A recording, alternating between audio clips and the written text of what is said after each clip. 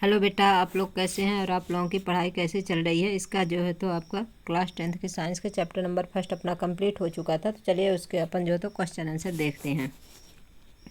Question number first है आपका, वायु में जलाने से पहले मैग्नीशियम रिबन को साफ क्यों किया जाता है। तो वायु में जलाने से पहले मैग्नीशियम रिबन को रेगमाल से रगड़ कर साफ कर देते हैं ताकि मैग्नीशियम ऑक्साइड और मैग्नीशियम कार्बोनेट की परत हट जाए, जो वायुमंडलीय ऑक्सीजन और कार्बन मोनोऑक्साइड से अभिक्रिया के फलस्वरूप रिबन पर बना था। ऐसा करने पर मैग्नीशियम रिबन आसानी से जलने लगता है। यानी कहने का मतलब ये है कि उसे रेगमाल से इसलिए साफ़ करते हैं क्योंकि उसमें जो ऑक्साइड, मैग्नीशियम ऑक्साइड और मैग्नीशियम कार्बोनेट की परत रहती है, उससे क्या करना है, उसे हटा देना। उसके बाद उस रिबन को जलाएंगे तो क्या होगी, रिबन जो है तो बहुत आसानी से जलेगी। बेटा कोई भी क्वेश्चन नहीं समझ में आते हैं तो आपको कमेंट करना है, ठीक है। अब चलिए देखिए क्वेश्चन नंबर 2। देखिए आपका इंपॉर्टेंट क्वेश्चन है, इसे जो है तो अपना नोटबुक जो है तो कॉपी पेन लीजिए और उसमें जो है तो नोट कर लीजिए। क्या है, निम्नलिखित रासायनिक अपक्रियाओं के लिए संतुलित समीकरण लिखिए। आपको क्या दिया हुआ, हाइड्रोजन प्लस क्लोरीन के साथ अपक्रिया करके क्या बनाता है, हाइड्रोजन क्लोराइड बनाती है। और अपन पढ़े थे ना कि अपने जो तो रिएक्शन कितने प्रकार की होती हैं, तो 4 टाइप की होती हैं। एक तो कॉम्बिनेशन रिएक्शन हो गया, एक डिकम्पोजिशन रिएक्शन है, दूसरा क्या है तीसरा क्या है, डिस्प्लेसमेंट है, चौथा क्या है, डबल डिस्प्लेसमेंट है। डबल डिस्प्लेसमेंट को ऑक्सीडेशन या रिडॉक्स अभिक्रिया भी कहते हैं। तो अब ये जो आपके हाइड्रोजन है प्लस क्लोरीन के साथ अभिक्रिया करके कौन सी रिएक्शन बना रही है, तो ये क्या है, आपका कॉम्बिनेशन रिएक्शन है। क्योंकि इसमें दो दो जो है तो यानी कि हाइड्रोजन और क्लोरीन मिलके क्या बनाते हैं, एक कंपोनेंट बनाते हैं, HCl बनाते हैं, हाइड्रोक्लोरिक अम्ल बनाते हैं। इसलिए जो है तो ये क्या है, आपका कॉम्बिनेशन रिएक्शन है। फिर दूसरा क्या है, बेरियम क्लोराइड एल्युमिनियम सल्फेट के साथ अभिक्रिया करके क्या बनाता है, barium sulphate plus aluminium chloride बनाता है।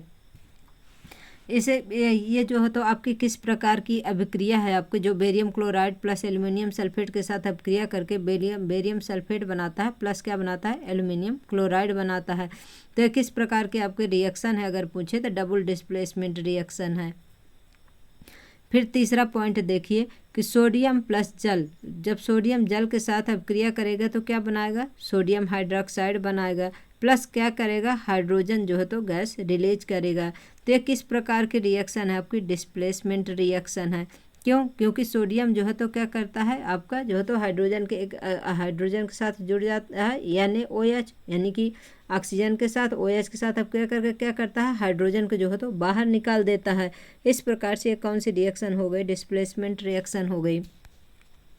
देखिए डिस्प्लेसमेंट रिएक्शन का मतलब ये है कि जो अधिक क्रियाशील जो धातुएं होती हैं, तत्व होते हैं, वो कम क्रियाशील के जो धातुएं या तत्व होते हैं उन्हें क्या करते हैं, विस्थापित कर देते हैं।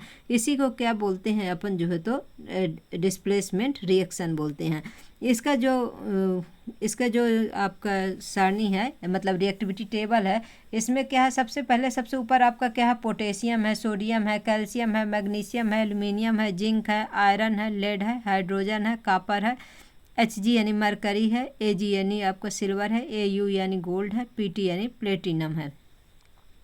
ठीक है, तो जो आपको पोटेशियम है, सोडियम है, कैल्शियम, मैग्नीशियम, एल्युमिनियम, जिंक है, क्या है, अधिक रिएक्टिविटी है, अधिक रिएक्टिविटी जो है तो ये धातुएं हैं। और जो आपके लास्ट में है, जो सिल्वर है, आपका कॉपर है, Hg है, Ag है, Au है, प्लेटिनम है, ये सब क्या है, आपके कम अभिक्रियाशील धातुएं हैं। तो इनको जो है तो जो अधिक क्रियाशील धातुएं होती हैं तो कम अभिक्रियाशील धातुओं को क्या कर देती हैं, डिस्प्लेस कर देती हैं। यानी कि वहाँ अधिक क्रियाशील वाली धातु जाके जुड़ जाती है, जो कम अभिक्रियाशील धातु है उसे जो है तो बाहर कर देती हैं। अब क्वेश्चन नंबर 3 देखिए क्या है आपका, निम्नलिखित अभिक्रियाओं के लिए उनकी अवस्था के संकेतों के साथ संतुलित रासायनिक समीकरण लिखिए। अब क्या है, जल में जो है तो बेरियम क्लोराइड तथा सोडियम सल्फेट के विलयन अभिक्रिया करके सोडियम क्लोराइड का विलयन तथा अघुलनशील बेरियम सल्फेट का अवक्षेप बनाते हैं। ये अवक्षेप जो बनाते हैं, देखिए अब इसकी जो तो रासायनिक समीकरण किस तरह लिखते हैं, ठीक है ना। इसमें क्या बोला है, बेरियम क्लोराइड है, BaCl2 है, आपका सोडियम सल्फेट है, NaSO4 है। एक एक किससे अभिक्रिया, ये दोनों आपस में अभिक्रिया करेंगे तो क्या बनाता है, सोडियम क्लोराइड बनाता है प्लस अघुलनशील क्या बनाता है, बेरियम सल्फेट का अवक्षेप बनाता है। फिर दूसरे पॉइंट में क्या दिया कि सोडियम हाइड्रोक्साइड यानी कि NaOH का जो विलयन है जल में हाइड्रोक्लोरिक अम्ल के विलयन में जल में, यानी कि एक्वा रहेगा सोल्यूशन क्या किसका, सोडियम हाइड्रोक्साइड का और किसका, हाइड्रोक्लोरिक अम्ल, दोनों का एक्वा सोल्यूशन रहेगा। जब ये आपस में क्रिया करेंगे तो क्या बनाएगा, सोडियम क्लोराइड का विलयन तथा जल बनाएंगे। अब इसका देखिए ये समीकरण क्या है। जब बेरियम क्लोराइड एक्वा आपका सोडियम सल्फेट के एक्वा के साथ अब क्रिया करके क्या बनाता है, बेरियम सल्फेट बनाता है, प्लस क्या बनाएगा, सोडियम क्लोराइड बनाएगा।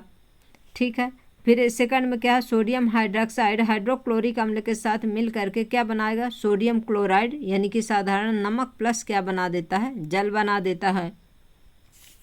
ये क्या है आपके जो है तो डबल डिस्प्लेसमेंट रिएक्शन होगी। अगर रिएक्शन पूछे कि किस प्रकार के है तो डबल डिस्प्लेसमेंट रिएक्शन है। फिर इसके बाद आपका क्या है, देखिए अगर इसमें कोई भी चीज़ें नहीं समझ में आती कि किस प्रकार से रासायनिक समीकरण को संतुलित करते, कोई भी चीज़ समझ में नहीं आती बेटा तो आपको कमेंट करना है, तो फिर मैं उस समीकरण को आपको समझा दूंगी, बता दूंगी। इसके पहले चैप्टर में आपको डिटेल से अच्छे से समझाई हूँ कि किस प्रकार से जो है तो इन्हें जो है तो संतुलित किया जाता है। सबसे पहले चैप्टर पढ़िए, उसके बाद जो है तो आप लोग क्वेश्चन आंसर करिए। अब पेज नंबर 11 के क्वेश्चन क्या है कि प्रश्न नंबर 1, किसी पदार्थ X के विलयन का उपयोग सफ़ेदी करने के लिए होता है। सफ़ेदी करने के लिए क्या होता है, देखिए चूना होता है। चूना का फार्मूला क्या होता है, CaO होता है यानी कैल्शियम ऑक्साइड होता है। पदार्थ X नाम तथा इसका सूत्र लिखिए। तो पदार्थ X आपका क्या हो जाएगा, देखिए कैल्शियम ऑक्साइड हो जाएगा, क्योंकि पूछा है, सूत्र पूछा है। तो चूना का जो है तो फार्मूला क्या होता है, CaO होता है। फिर ऊपर फर्स्ट में लिखे पदार्थ X की जल के साथ अभिक्रिया लिखिए। फिर ये जो आपका CaO है यानी कि कैल्शियम ऑक्साइड है, इसका जल के साथ अभिक्रिया कराएंगे तो क्या बन जाएगा, कैल्शियम हाइड्रोक्साइड बन जाएगा एक्वा, क्योंकि जल के साथ अभिक्रिया कर रहा है इसलिए। अब देखिए इसका उत्तर क्या है आपका, पदार्थ X का नाम बिना बुझा हुआ चूना है, जिसका फार्मूला क्या होगा, CaO होगा, कैल्शियम ऑक्साइड। पदार्थ X अर्थात CaO की जल के साथ अभिक्रिया इस प्रकार होती है कि कैल्शियम ऑक्साइड क्या आपका सॉलिड है, प्लस H2O क्या है, लिक्विड है। जब ये क्रिया करेंगे तो क्या बनाएंगे, एक्वा बना देंगे। कैल्शियम हाइड्रोक्साइड का होल ट्वाइस, इसे क्या बोलते हैं, बुझा हुआ चूना बोलते हैं। और जो कैल्शियम ऑक्साइड है वो क्या है, बिना बुझा हुआ चूना है। इस चीज़ को ध्यान रखिएगा। जब आपसे बुझा हुए चूना का फार्मूला पूछे तो आपको क्या लिखना है, CaOH का होल ट्वाइस एक्वा है, ठीक है। जब आपको से बिना बुझे हुए चूना का फार्मूला पूछे तो क्या लिखना है, CaO कैल्शियम ऑक्साइड लिखना है। अब देखिए क्वेश्चन नंबर 2, क्रियाकलाप 1.7 में एक परख नली में एकत्रित गैस की मात्रा दूसरी से 2 गुनी क्यों है, उस गैस का नाम बताइए। हमें ज्ञात है कि जल में 2 भाग हाइड्रोजन और 1 भाग क्या होता है, ऑक्सीजन होता है, क्योंकि H2O होता है।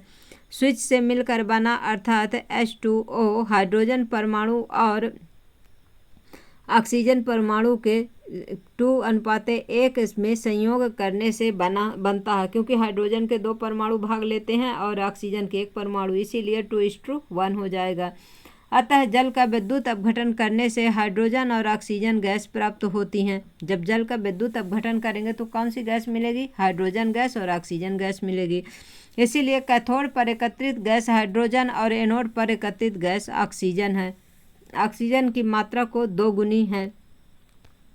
ये देखिए इसमें ये जो डायग्राम है आपका, इसमें देखिए क्या है आपका, जो इधर एनोड पर क्या है, ऑक्सीजन गैस मिलती है और कैथोड पर आपको हाइड्रोजन गैस मिलती है। इस चीज़ को ध्यान रखना है आपको, क्योंकि ये क्वेश्चन आपसे पूछ लेगा कि आपको हाइड्रोजन गैस कहाँ पर मिलती है, तो कैथोड में, ऑक्सीजन गैस किधर मिलती है आपको, तो एनोड में मिलती है। और ये डायग्राम भी देख लीजिए, इसे बना लीजिएगा अपने कॉपी में, थोड़ा सा वीडियो को रोक के बना लेना है। अब क्वेश्चन नंबर 15 देखिए, प्रश्न नंबर 1, जब लोहे के कील को कॉपर सल्फेट के विलयन में डुबोया जाता है तो विलयन का रंग क्यों बदल जाता है। अब देखिए, जब लोहे की कील को नीले रंग के कॉपर सल्फेट के विलयन में डुबोया जाता है तो विलयन नीला रंग हल्का मलिन हो जाता है। ऐसा इसलिए होता है क्योंकि Fe जो आयरन है कॉपर से अधिक अभिक्रियाशील है, जो कॉपर को विस्थापित कर देता है और आयरन सल्फेट तथा कॉपर धातु बनाती हैं। अब क्रिया इस प्रकार होगी, देखिए Fe क्या है, ज़्यादा ज़्यादा रिएक्टिव है, इसीलिए जो तो Fe क्या करेगा जो है तो सल्फेट के साथ अपना जुड़ जाएगा और कॉपर को क्या कर देगा, विस्थापित कर देगा। इस प्रकार से जो है तो ये अभिक्रिया करता है। अब क्रियाकलाप 1.10 से भिन्न द्विविस्थापन अभिक्रिया का एक उदाहरण लिखिए। अब देखिए द्विविस्थापन जो अभिक्रिया क्या है, आपके PbNO3 का होल ट्वाइस है, यानी कि आपका लेड नाइट्रेट प्लस जो है तो HCl हाइड्रोक्लोरिक अम्ल के साथ अभिक्रिया करके क्या बनाता है, लेड क्लोराइड का अम्ल बनाएगा, PbCl2 सॉलिड प्लस क्या बनाएगा, नाइट्रिक अम्ल होगा। जो PbCl2 होता है ये किस प्रकार का होता है, जो आपका है तो ये सफ़ेद अवक्षेप प्राप्त होता है। अब क्वेश्चन नंबर 3 देखिए, निम्न अभिक्रियाओं में उपचयित तथा अपचयित पदार्थों की पहचान कीजिए। मतलब इसमें से यह बताना किसमें ऑक्सीडेशन हो रहा है, किसमें रिडक्शन हो रहा है।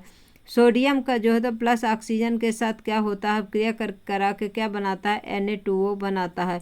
अब Na2O देखिए क्या है, ये 5 नहीं, इधर सॉलिड होगा, और इधर कॉपर ऑक्साइड जो है तो H2 के साथ गैस के साथ अभिक्रिया करके क्या बनाता है, कॉपर बनाता है, प्लस H2O जो है तो लिक्विड क्या करता है, बाहर कर देता है। इस अभिक्रिया में सोडियम ऑक्सीजन से उपचयित होता है, क्योंकि सोडियम का संयोग O2 से संयोग हो रहा है और O2 का अपचयित होने वाला पदार्थ अतः उपचयित एवं अपचयित होने वाले पदार्थ क्रमशः सोडियम और ऑक्सीजन हैं। देखिए क्या है, कॉपर ऑक्साइड से कॉपर हट रहा है, यानी कि आपका क्या हो रहा है, रिडक्शन हो रहा है। हाइड्रोजन में ऑक्सीजन जुड़ रहा है, यानी आपका क्या हो रहा है, ऑक्सीडेशन हो रहा है। यानी कि अपचयन में क्या होता है, ऑक्सीजन का ह्रास होता है, यानी कि ऑक्सीजन घटता है, हाइड्रोजन में वृद्धि होती है। उपचयित होने वाले पदार्थ H2 में क्या हो रहा है, और उपचयित होने वाले पदार्थ कॉपर ऑक्साइड में जो है तो क्या होता है, ऑक्सीजन की कमी होती है आपके किसमें, कॉपर में, और हाइड्रोजन में क्या होती है, ऑक्सीजन की वृद्धि होती है।